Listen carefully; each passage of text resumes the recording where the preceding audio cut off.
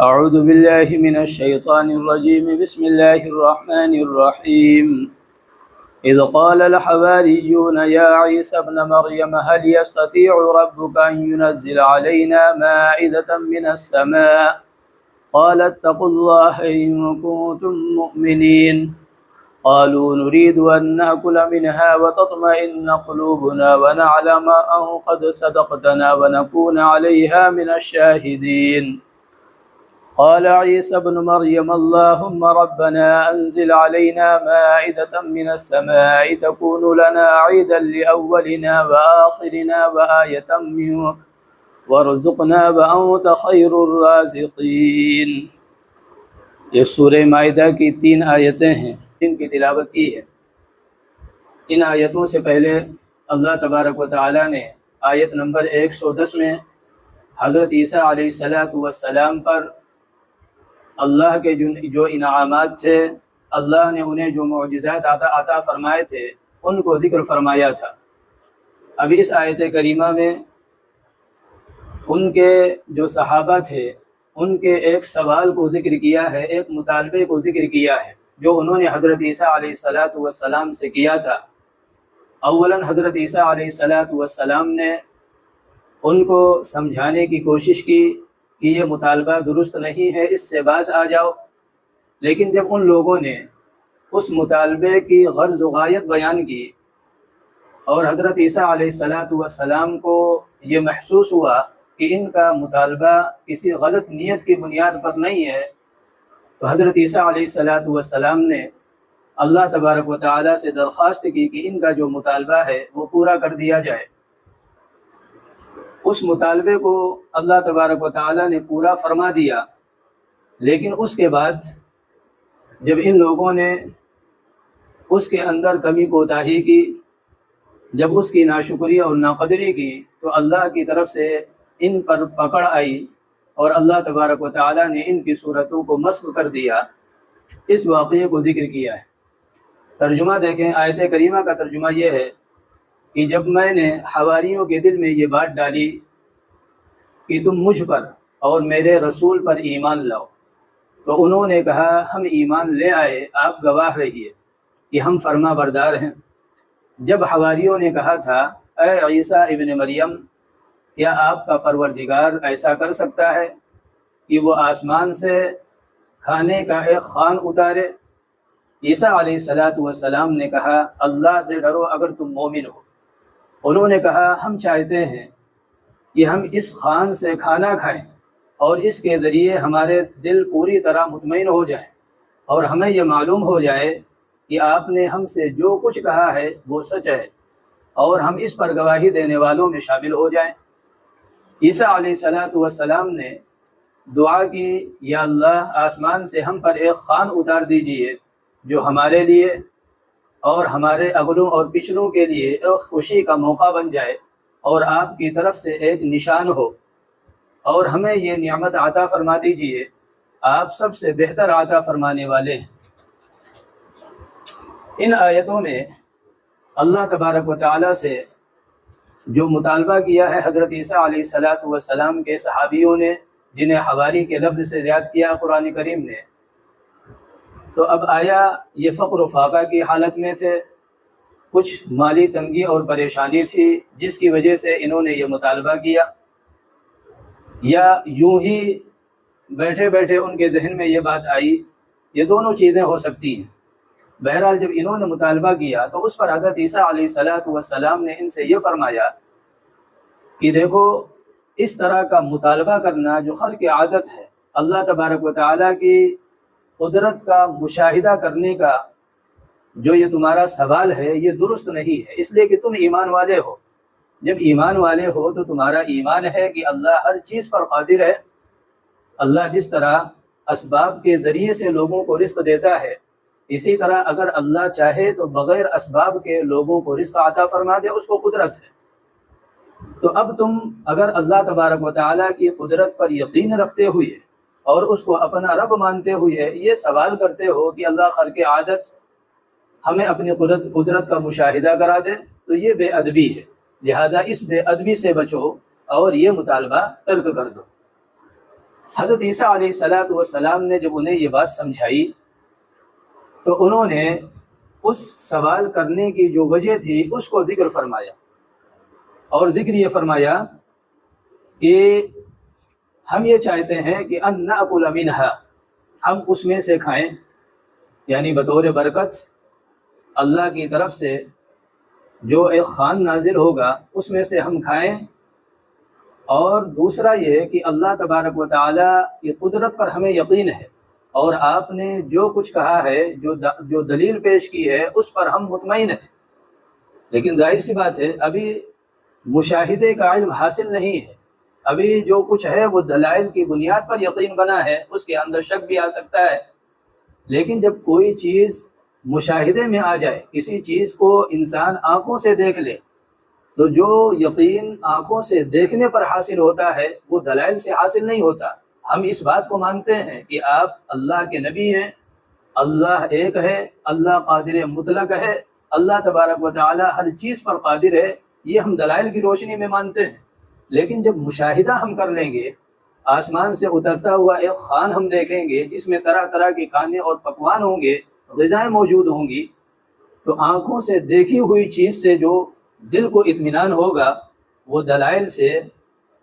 سمجھی ہوئی چیز پر نہیں ہو سکتا۔ لہذا ہم یہ چاہتے ہیں ایک تو اس کھانے سے ہم برکت حاصل کریں،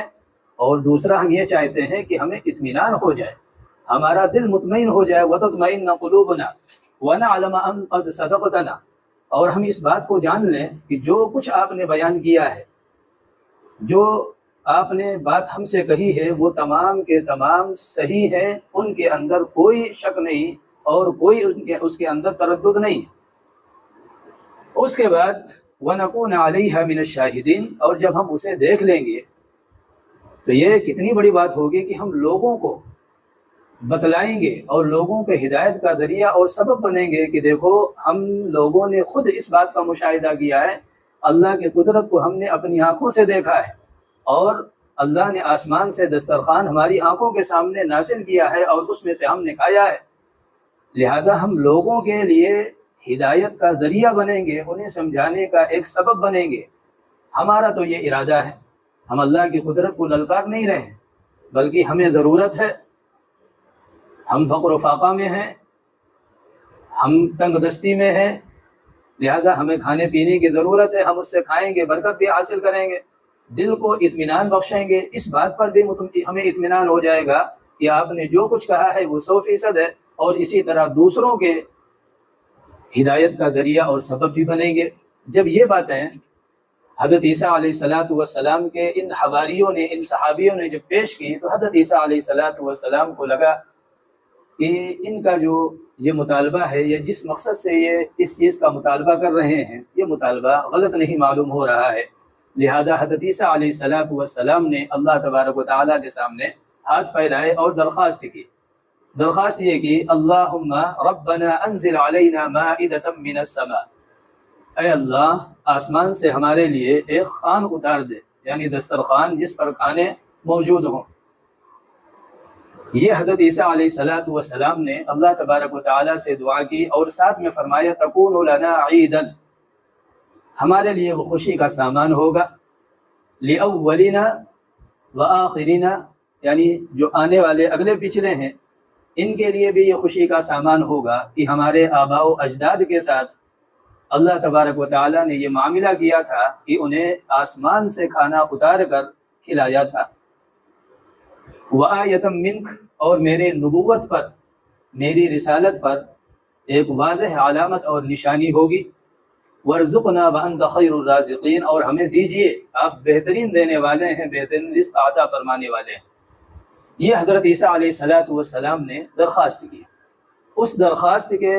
جواب میں اللہ تبارک و تعالیٰ نے چند باتیں فرمائی کہ قال اللہ انی منزلھا علیکم، اللہ نے فرمایا کہ دیکھو میں اب دسترخوان تم پر اتارنے والا ہوں، لیکن یاد رکھو ہمارا اصول اور ضابطہ یہ ہے، ہماری سنت یہ ہے کہ اگر کسی قوم کے مطالبے کو، اس کے منہ مانگے مطالبے کو ہم پورا کرتے ہیں تو اس صورت میں اس مطالبے کی اگر کوئی ناقدری کرے، اس مطالبے کے ساتھ اہانت کا معاملہ کرے، یا اس مطالبے کا جو حق ہے اس کے اندر کمی کوتاہی کرے، تو اس صورت میں چھوڑتا نہیں ہوں، ایسے لوگوں کو میں مہلت نہیں دیتا، بلکہ ان کا استحصال کرتا ہوں، انہیں ختم کرتا ہوں۔ لہذا آگے اللہ نے فرمایا کہ میں دسترخوان تو اتارنے والا ہوں، لیکن فمن یکفر بعد منکم، لیکن اگر کسی شخص نے تم میں سے نافرمانی کی اس کے بعد، یعنی دسترخوان اتر آیا، کھانے مل گئے، کھایا پیا، لیکن اس کے اندر کوئی نافرمانی ہوئی، فإنی اعذبہ عذابا لا اعذبہ احدا من العالمین، تو اس صورت میں ایسا عذاب دوں گا کہ کائنات میں ویسا عذاب میں نے کسی کو نہیں دیا ہوگا۔ یہ حضرت عیسیٰ علیہ السلام کے مطالبے پر اللہ تبارک و تعالی نے ارشاد فرمایا۔ اب یہاں آگے اللہ تبارک و تعالی نے یہ ذکر نہیں فرمایا قرآن کریم میں کہ دسترخوان نازل ہوا تھا یا نہیں ہوا تھا، تو اس بارے میں مختلف رائے ہیں، لیکن زیادہ تر رجحان یہ ہے، اور ترمذی وغیرہ میں احادیث مبارکہ بھی موجود ہیں حضرت عمار ابن یاسر رضی اللہ تعالیٰ عنہ سے، کہ اللہ تبارک و تعالیٰ نے یہ دسترخوان اتارا تھا اور اس کے اندر گوشت اور روٹی تھی، اور ناکلا کا لفظ بتا رہا ہے کہ ان لوگوں نے کھایا بھی تھا، لیکن بعض لوگوں نے ذخیرہ کرنا شروع کر دیا۔ بات یہ تھی کہ ہم اس میں سے کھائیں گے، اب کھا لیا تو اس صورت میں کام پورا ہو گیا، لیکن اس کو ذخیرہ کرنا، اس کو جمع کرنا، اس کی اجازت نہیں تھی۔ یہ ایک طرح سے ناشکری اور نافرمانی تھی، لہذا بعض لوگوں نے ذخیرہ اندوزی جب شروع کر دی تو اللہ کی پکڑ آئی، اور اللہ نے انہیں بندر اور سور میں مسخ فرما دیا، اور کچھ دنوں بعد یہ سب ہلاک و برباد ہو گئے اور ان کی نسلیں ختم ہو گئی۔ اب جو اللہ تبارک و تعالیٰ کی سنت ہے، آپ یہیں پر نہیں بلکہ جو اور اقوام جیسے حضرت صالح علیہ السلام ہیں، قوم سمود کی طرف آپ علیہ السلام کو بھیجا گیا۔ قوم نے مطالبہ کیا کہ بھائی یہ جو پہاڑ ہے یہاں سے ایک اونٹنی برآمد ہو تو ہم آپ پر ایمان لے آئیں گے۔ صالح علیہ السلام نے دعا کی، اور اس میں سے ایسی اونٹنی برآمد ہوئی جو نکلتے ہی باہر جس نے بچہ جنا، لیکن پھر بعد میں اس اونٹنی کے ساتھ ان لوگوں نے کیا کیا، فعقروها، اسے ان لوگوں نے ذبح کر دیا۔ تو اللہ تبارک و تعالیٰ نے اس قوم کو بھی صفحہ ہستی سے مٹا دیا، ختم کر دیا۔ آپ صلی اللہ علیہ وسلم کے زمانے میں مشرکین مکہ بھی طرح طرح کے مطالبات کرتے تھے کہ ہمارے ساتھ یہ ہو جائے، یا آپ ان پہاڑوں کو یہ بنا دیں، یہاں سے نہریں چلا دیں، یہاں یہ کر دیں آپ کے ساتھ، دنیا بھر کے مطالبے ہیں ان کے، لیکن اللہ نے کوئی بھی مطالبہ نہیں پورا کیا۔ اس میں حکمت یہی تھی کہ اگر ان کا مطالبہ پورا کر دیا گیا اور پھر یہ ایمان نہیں لائے تو اس صورت میں جو مہلت ہے وہ ختم ہو جائے گی۔ ابھی نہ ماننے کی صورت میں جب تک زندہ ہے یہ امید ہے، ہو سکتا ہے کسی وقت کوئی بات دل میں اتر جائے، کسی وقت ان کے اندر ہدایت کا نور جاگزی ہو جائے،